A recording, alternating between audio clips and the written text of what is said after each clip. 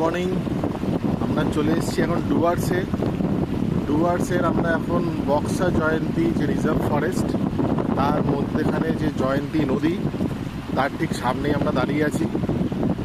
এই সামনেই বিস্তার যে পাহাড়টা দেখতে পাচ্ছেন, এটা জয়ন্তী পাহাড়। এটা শিবালিক পাহাড়ের যে একটা পার্ট, সেটা আপনারা দেখতে পাচ্ছেন। কি সুন্দর আজকে সকালবেলা রোদ করেছে। বেশ কিছুদিন ধরে খালি বৃষ্টি হয়ে যাচ্ছিলো, তো আজকে বেশ রোদ হয়েছে বলে একটু বেরিয়ে এসেছি এই সামনেই। তো আমাদের হোমস্টেটা খুব একটা দূরে নয়, এই পেছন দিকে দেখছেন, এই জঙ্গলের মধ্যেই হোমস্টে। রাত্রিবেলা আপনার থেকেও ভালো লাগবে। এইখানে আপনার পাহাড়ের মাঝখানে নদীটা বয়ে গেছে। মোটামুটি ম্যাক্সিমাম সময় শুকনো থাকে। এই বর্ষাকাল যখন আসে তখন এখানে এই নদীর মধ্যে জলের স্রোত আসে, আস্তে আস্তে নদী ভরে ওঠে।